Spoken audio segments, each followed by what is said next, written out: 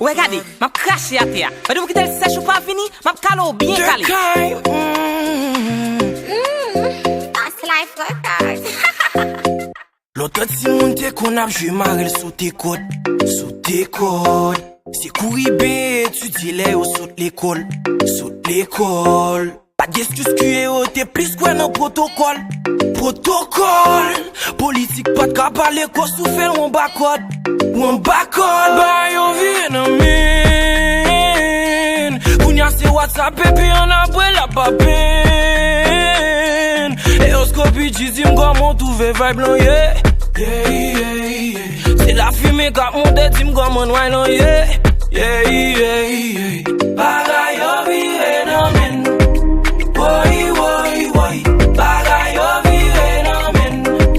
Woy, woy, woy. Bagay yo vire nan men. Woy, woy, woy. Bagay yo vire nan men. Woy, woy, woy. Bagay yo vire nan men. Pas gen bolewo, pas gen toubadou. Pas gen coup de tambour, ni souke cha-cha kounya. Si raboda, yen twerk, et puis mesdames yo vole ho, nan souke dada. Si moun ba respecte grand moun encore. Si mesye pa nan BCT ki m'a encore. Ça fait m'songer longtemps. Les grands moun peut-être si moun si pardon. Même s'il pas ta senti bon. Ou a plaisir au cause pour pas prendre bâton. Kounya bagin sa, m'a prend ça nan mon c'est malade vélo. L'odeur ne sent pas bon, un petit bâton ou du moins soit révélé. Woy, woy, woy, bagay yo vire nan men. Woy, woy, woy, bagay yo vire nan men. Woy, woy, woy, bagay yo vire nan men.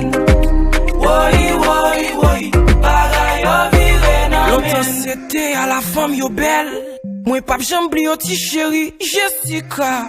Sous ses piwilia. Kounya se balen bougie chéri caresse m'la. Bral nan be mbouyo. Bagay yo vire nan men. Woy, woy, woy.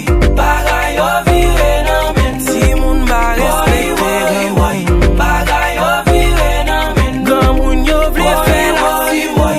Bagay yo vire nan men. Woy, woy, woy. Bagay yo vire nan men. Bon comme si Jessica m'a compris nous-mêmes. Jupe sale bac en bas genou. Eh bien, mamie, c'est la grande mode. Oh, bon comment c'est la grande mode là? Bagay yo vire nan men. Bagay yo vire nan men.